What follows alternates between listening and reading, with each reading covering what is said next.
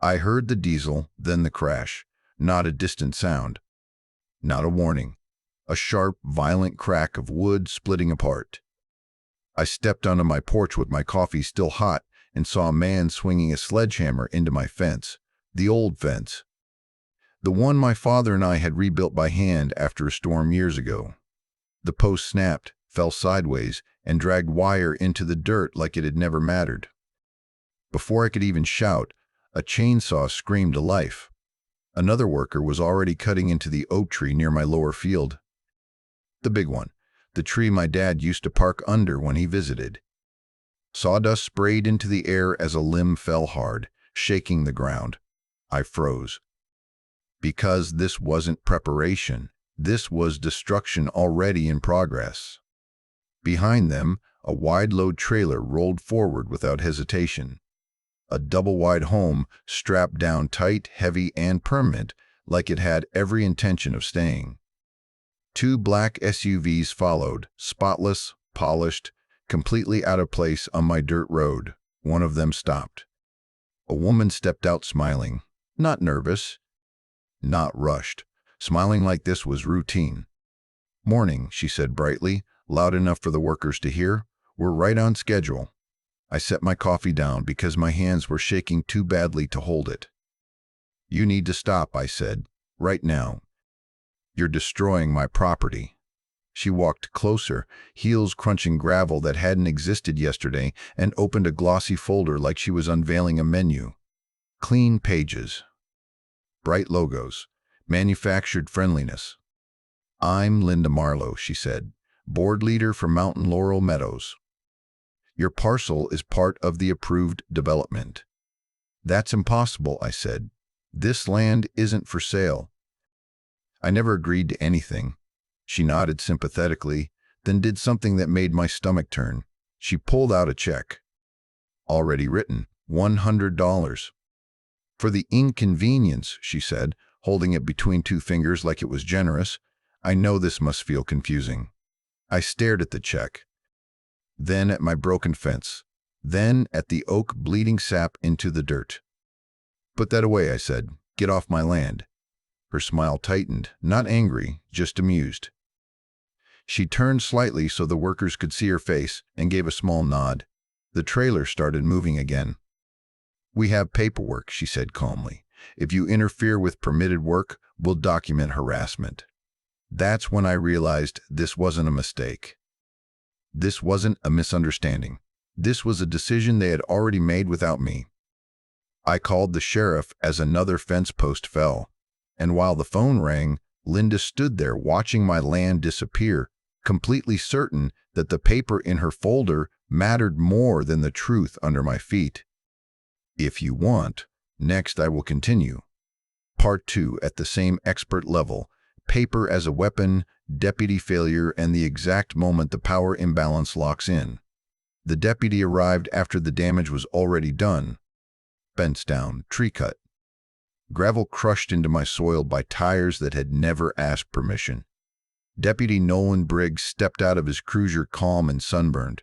The kind of calm that comes from thinking nothing serious is going to happen today. Linda reached him first. She handed over the folder like she'd rehearsed it. He flipped through the pages slowly, not really reading, the way someone skims instructions after they've already decided what the outcome will be. I walked up behind them. "This is my land," I said. "They're destroying my property right now." He looked back at the broken fence, then at the chainsaw still idling near the oak stump. His eyes flicked back to the paperwork. "They've got county-stamped documents," he said. "This looks like a civil matter." My stomach dropped. "It's not civil. They're putting a house on my land." He exhaled through his nose, uncomfortable but unmoved. "If I remove them and it turns out they're authorized, I'm the one in trouble." "So you're just going to let them keep going?" I said. He didn't answer directly. "You should contact the county planning office or speak to an attorney." That was it. That was the moment the ground shifted. Because the law didn't stop them, it stepped aside. While we stood there, a worker raised his hand and guided the trailer forward. The mobile home rolled past the spot where my fence used to be like nothing had ever stood there at all. Linda didn't say another word. She didn't have to. She stood off to the side watching me, the way someone watches an animal, testing the limits of a leash. That night, I didn't sit down until everything was on the table. My deed, my survey, my title insurance, tax receipts with my name printed clean and clear. Every document said the same thing in boring legal language. This land is yours. And yet, by the time the sun went down, there was a house sitting on it that I didn't own and never approved. That's when I stopped arguing. I stopped asking for permission. I started documenting. Photos of the fence before and after. Video of the chainsaw. License plates. Faces. Timestamps. I narrated quietly while my hands shook because I could feel something settling into place. This wasn't going to be solved by yelling. This was going to be solved by proof. And whoever controlled the cleanest, most complete record was going to control the ending. The next morning, I drove straight into town before the sun had burned the fog off the fields. The county planning office sat exactly where it always had, a low brick building that smelled like old carpet and copy toner.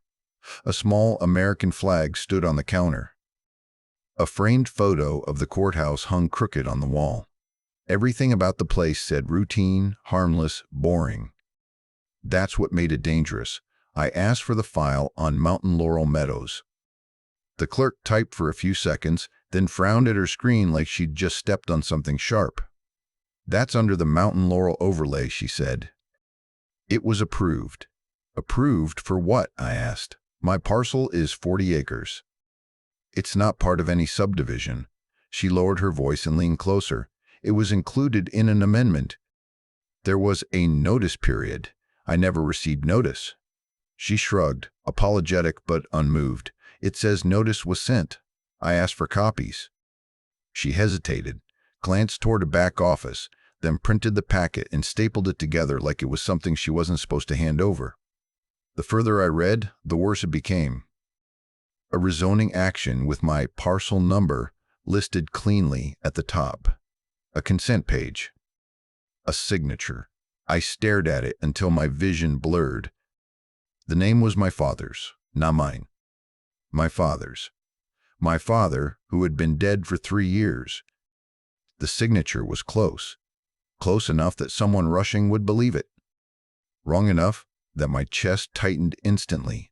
The slant was off. The loop too heavy. It was a forgery, pretending to be familiar. That wasn't a paperwork error. That was theft wearing my family's handwriting. I drove home gripping the steering wheel so hard my hands went numb. Not from anger yet. From fear. Because if a county file could lie that confidently, then reality itself had become negotiable. By the end of the week, there were 5 homes. Then 8. Then 10. They carved a gravel road straight through my lower pasture like a scar. Orange flags went up. Survey stakes appeared overnight. A metal sign was bolted to my gate. Mountain Laurel Meadows. Private community. My gate. My driveway. My name erased with one sheet of aluminum. I called Linda. She answered on the second ring, like she'd been waiting. This needs to stop, I said. Your consent form is forged. That signature isn't mine. She sighed softly, almost kindly. You should have attended the rezoning hearing, she said. You should have checked your mail. We're past that now. My father is dead, I said. That's his name on your document. There was a pause.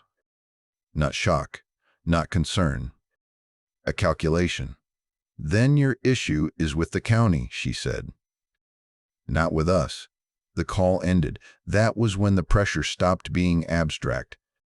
Violation notices started appearing on my porch, addressed to me. Written as if I were a resident violating rules I'd never agreed to. Unapproved fencing.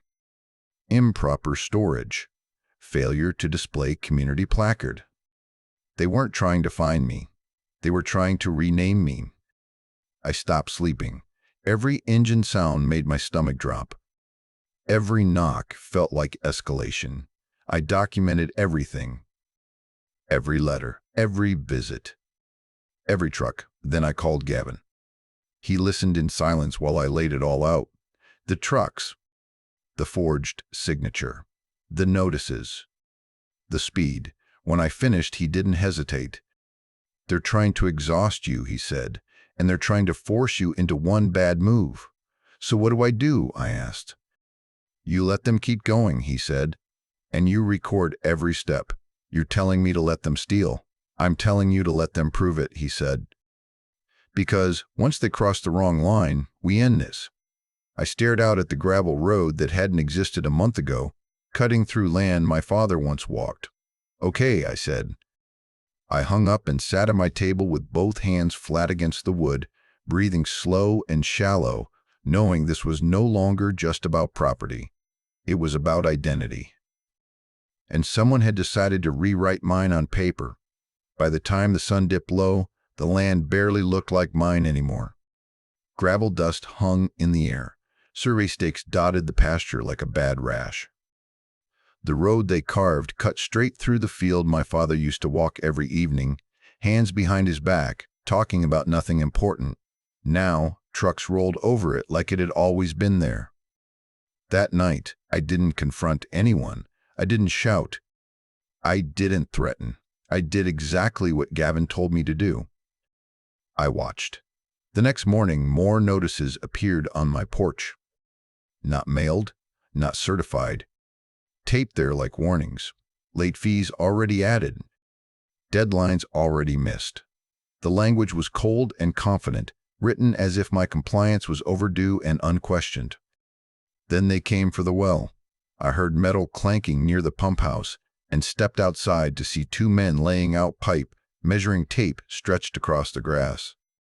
They moved like they'd done this before, efficient and comfortable. "What are you doing?" I called.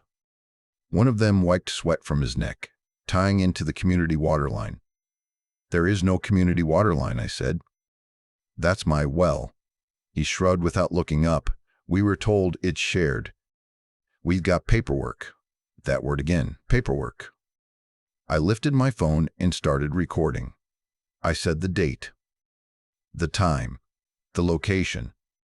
I stated clearly that they did not have permission. My voice sounded steadier than I felt. When I called Gavin, he didn't raise his voice. That's what scared me. "Tell them they are not permitted to touch the well," he said.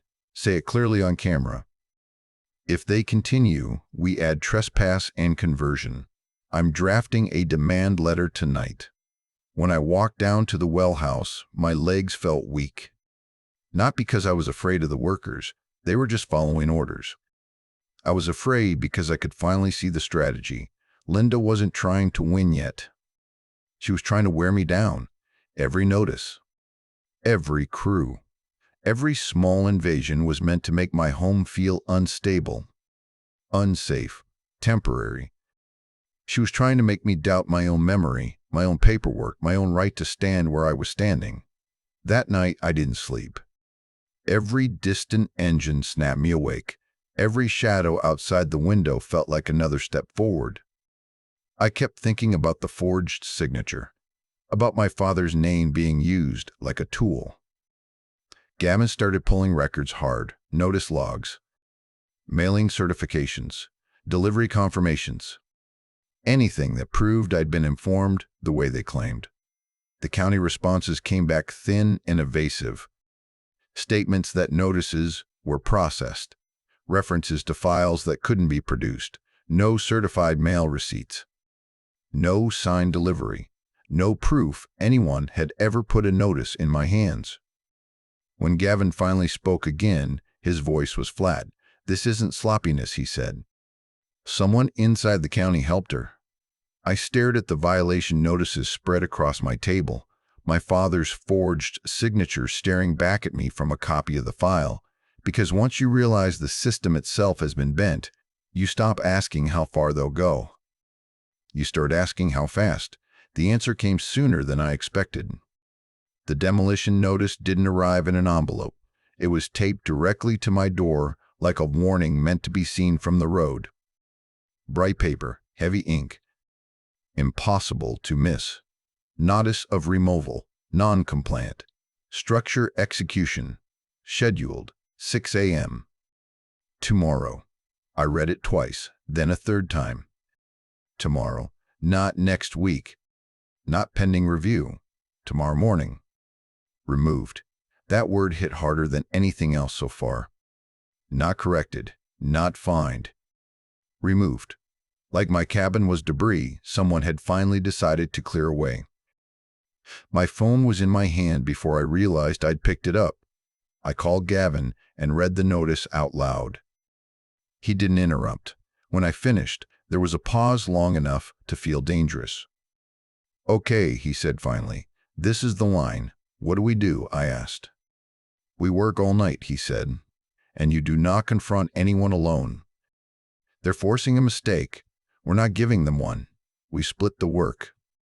I pulled every video I'd recorded. The fence coming down. The tree being cut. Linda offering the check. The workers tying into my well. Every file renamed. Time-stamped, backed up twice. I printed screenshots until the printer ran out of paper. Gavin dug through public records. Death certificates. Signature comparisons. County email logs.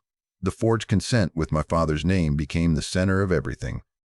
Not just fraud, identity theft. Exploitation of a dead man's authority. By 4 in the morning, the house felt like a war room. Papers everywhere.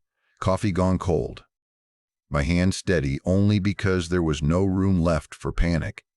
At dawn, engines came back. A flatbed rolled up carrying a small bulldozer. Its metal tracks rattled as it came off the trailer. The sound cut straight through my chest.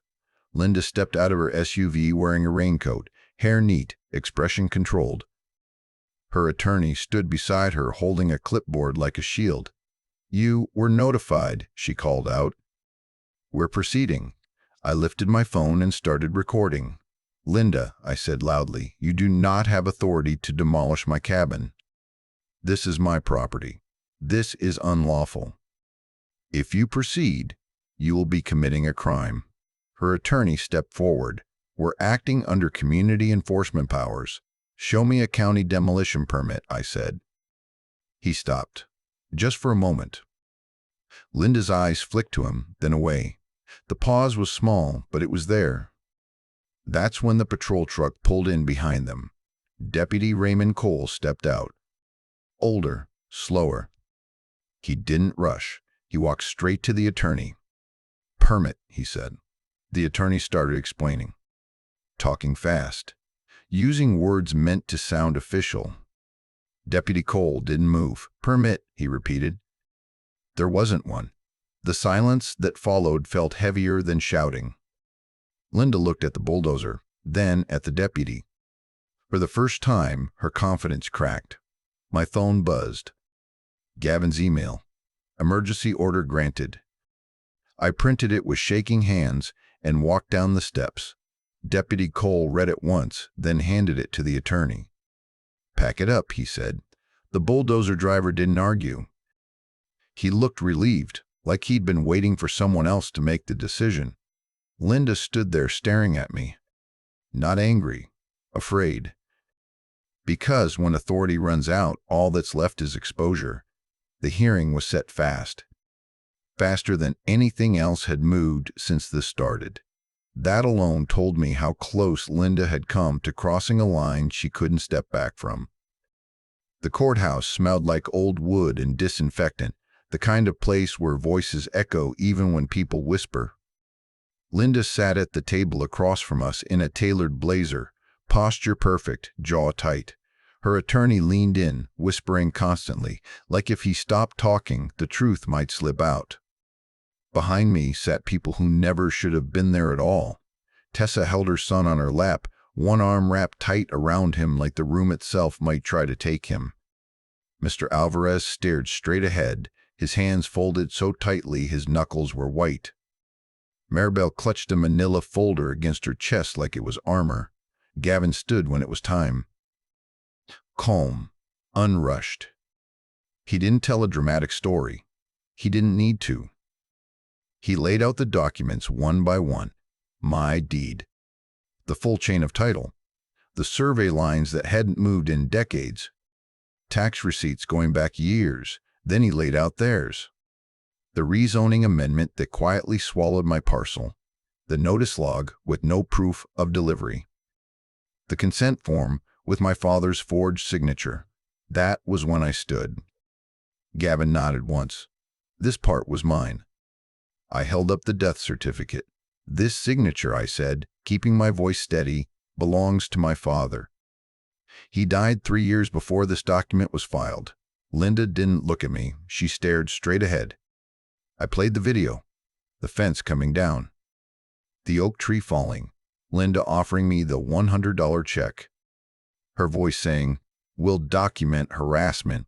I paused it and looked at her. "Did you offer me money to stay quiet?" I asked. Her attorney jumped up. "Objection. Procedure. Relevance." The judge held up a hand. Linda answered. "No," she said. I pressed play. Her voice filled the room. "For the inconvenience." The sound hit the walls and came back heavier. The room changed. From that moment on, nothing Linda said landed cleanly. Every explanation unraveled under timestamps and footage. Every claim of notice collapsed when matched against empty certified mail logs. The judge didn't raise her voice. She didn't need to. She ruled. All enforcement actions halted. All construction frozen. All liens and fines voided. The rezoning suspended pending investigation. And because of the forged signature and the demolition attempt, the matter was referred for criminal review. Linda finally looked at me then, not angry, not defiant, small. The weeks after felt unreal. The land sat quiet for the first time in months. No trucks, no notices, no footsteps that didn't belong. Investigators came and went. Questions were asked that Linda could no longer answer without a lawyer. The families were given choices. Real ones. Some moved with court-supervised funds. Some stayed while proper permits were reviewed the right way. No threats. No surprise deadlines. No folders used like weapons. One evening, I walked down to the lower pasture.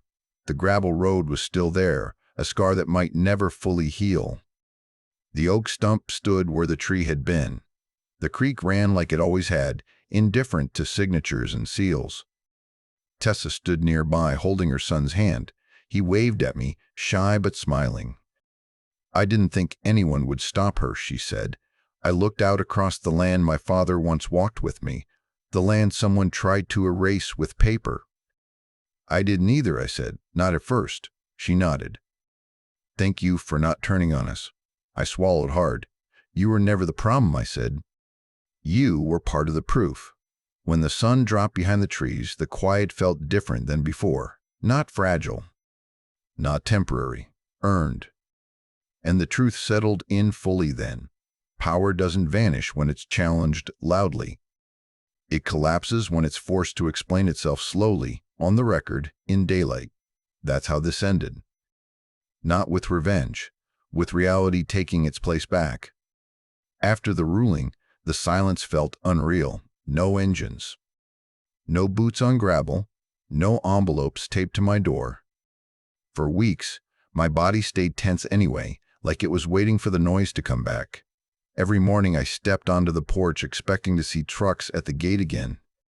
Every night I checked the locks twice, then checked them again. When something tries to take your home, it doesn't leave your system just because a judge says stop.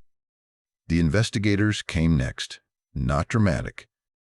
Not threatening. Just patient people with notebooks and questions that didn't let go. They asked me to walk them through everything. The first truck. The fence. The oak tree. The check. The forged signature. I showed them the originals, then the copies, then the backups of the backups. They nodded quietly. Wrote things down. Asked me to repeat dates. They asked about my father. That part was harder than anything in court. I told them how he signed his name, how he always paused before the last letter, how the forgery got it wrong in a way only someone who knew him would notice. I watched one of the investigators underline something and realized that my father's handwriting, the thing I used to see on birthday cards, was now evidence. Linda didn't speak to me again, not once. Everything went through attorneys after that, every sentence measured, every word delayed. The woman who had once smiled and offered me $100 for my trouble now refused to answer basic questions without counsel present. The county changed too, but quietly. Files were re-reviewed, staff were reassigned, no announcements, no apologies, just small admissions hidden in corrected records. The overlay map that swallowed my land vanished from the system like it had never existed. It took months for the gravel road to stop feeling like an open wound. Grass slowly crept back at the edges. The oak stump stayed. I left it there on purpose, a reminder of what paper almost erased. The families adjusted in their own ways. Some left quickly, unable to stand the memory of how close they came to losing everything. Others stayed while permits were done correctly this time, with real notices and real meetings where people could actually speak. No fines appeared. No surprise deadlines. No threats whispered through legal language. One afternoon, I found a folded note tucked into my mailbox. No stamp. No return address. It just said, "Thank you for not giving up." I stood there longer than I needed to, holding that piece of paper like it weighed something. That's when I understood the final shape of what had happened. This was never just about land. It was about how easily authority can pretend to be real if no one forces it to prove itself. How fast people comply when fear is printed neatly and taped to a door. How quickly a lie becomes normal if it's repeated with confidence. They almost won because they expected me to break. They almost won because they thought exhaustion would do what force couldn't. They were wrong. Because documentation doesn't get tired, truth doesn't forget. And patience, when backed by proof, outlasts intimidation every single time. That's the story. Not about an HOA. About what happens when someone decides your life is easier to take than to respect, and you refuse to let paperwork be the final word. Even after everything settled, I kept replaying the beginning in my head, the sound of the fence breaking, the oak tree falling, Linda's smile when she handed me that check. Because once the dust clears, that's what stays with you. Not the court order, not the paperwork, but the moment someone decided your life was convenient to overwrite. The investigators eventually stopped coming. The questions slowed, then ended. I was told charges were moving forward, but quietly. No cameras. No spectacle. Just process. Real process this time. Linda Marlowe never came back to the property. Not once. Her name disappeared from emails and filings, replaced by legal letterheads and delays. The woman who once spoke in absolutes now spoke only through intermediaries, every sentence filtered, cautious, afraid of being recorded the way she had once tried to record me. The county corrected the records. Slowly, almost apologetically. The rezoning amendment vanished. The forged consent was flagged. Internal reviews happened behind closed doors. Nobody announced wrongdoing, but nobody defended it either. Silence did what denial could not. I rebuilt the fence myself.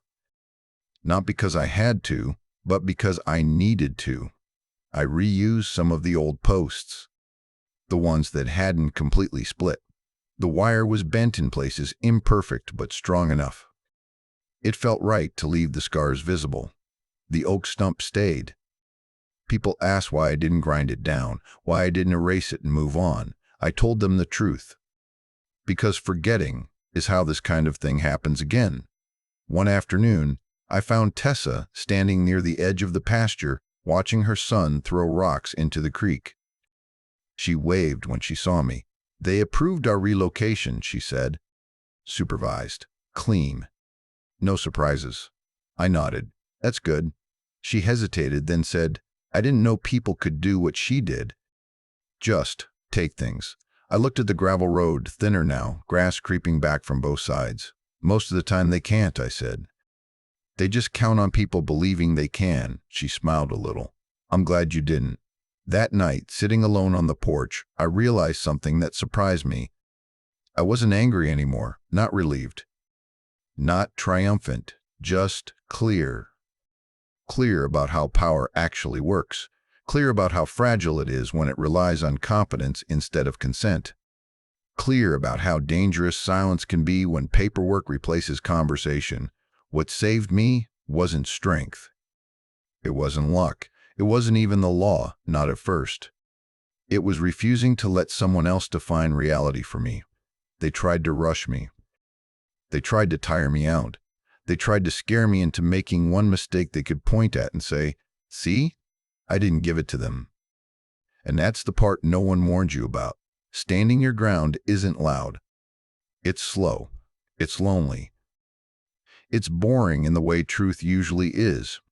But when it finally works, when the noise dies down and the land is quiet again, you understand something simple and permanent. No one gets to take what they can't prove, and no matter how official a lie sounds, it still collapses the moment it's forced to stand next to the truth. That's what this was always about, not an HOA. Reality winning the long way.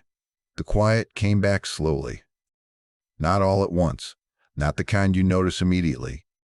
It crept in during small moments, when I realized I hadn't checked the gate in days, when an engine sound didn't make my chest tighten, when I slept through the night without waking up to imagined footsteps. Life didn't snap back to normal. It rebuilt itself. The gravel road was still there, thinner now, grass pushing in from both sides like the land was reclaiming its memory. The fence stood again, a little crooked but solid. The oak stump remained exactly where it fell. I left it that way on purpose. The cases moved forward without me needing to be in the room anymore.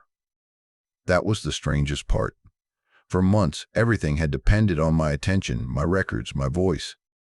Then one day, it didn't. The system that had been bent was finally straightening itself, slowly, quietly, under scrutiny. It could no longer escape. People stopped asking me what I was going to do next. There was nothing left to do. One evening, as the sun dropped behind the trees, I sat on the porch where all of this had started. The same boards, the same view, the same land. Unmistakably mine again, not because a judge said so, but because reality had finally caught up with the lie. I thought about my father, about his name being used without consent, about how close it came to becoming official history. And I understood something that took all of this to learn. Most theft doesn't happen in the dark. It happens in daylight. With confidence, with paper, with people counting on you to feel too small to challenge it. They didn't expect resistance. They expected exhaustion. They expected silence. They almost got it. But documentation doesn't get tired. Truth doesn't forget, and patience, when backed by proof, doesn't lose. That's the moral. Authority isn't real just because it sounds official. Paper doesn't become truth just because it's stamped. When someone tries to erase you with confidence and deadlines, the only winning move is the unglamorous one: stay calm, record everything, demand proof, and let reality speak last. Because in the end, power fails where truth is forced to stand still. And no matter how long it takes, the truth always does.